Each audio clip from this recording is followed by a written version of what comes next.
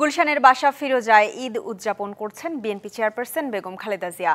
দুপুর থেকে বিকেল পর্যন্ত খালেদা জিয়া তার নিকট স্বজনদের সাথে একান্তে সময় কাটানোর পর রাতে দলের স্থায়ী কমিটির সদস্য সহ সিনিয়র নেতাদের সাথে ঈদের শুভেচ্ছা বিনিময় করবেন। ডিবিসি নিউজকে এমন তথ্য জানিয়েছেন তার ব্যক্তিগত চিকিৎসক doctor AZM Zahid Hossain. Doctor Zahid আরও জানান, দুপুরে তার ছোট ভাই, ভাবি, বোন সহ তাদের স্বজনদের বাসায় যাওয়ার কথা রয়েছে। লন্ডন থেকে সকালেই মাকে ঈদের শুভেচ্ছা জানিয়েছেন বিএনপির ভারপ্রাপ্ত চেয়ারম্যান তারেক রহমান। কথা বলেছেন পুত্রবধূ ও নাতনিদের সাথেও।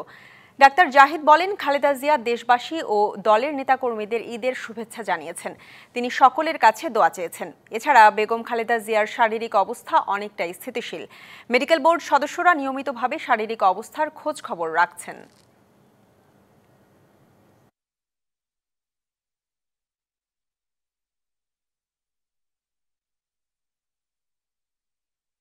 ঈদুল আজহা এবং ঈদুল আজহার দিন দেশনেত্রী এবং তিনবারের সাবেক প্রধানমন্ত্রী বিএনপি চেয়ারপারসন বেগম খালেদা জিয়া ওনার শারীরিক অবস্থা স্টেবল আছে। উনি আগের চেয়ে অনেকটাই সুস্থ আছেন। উনি আপনাদের মাধ্যমে দেশবাসীকে ঈদের শুভেচ্ছা জানিয়েছেন। উনিও সবার জন্য দোয়া করেন, উনিও সবাইকে তার জন্য দোয়া করার জন্য অনুরোধ করেছেন।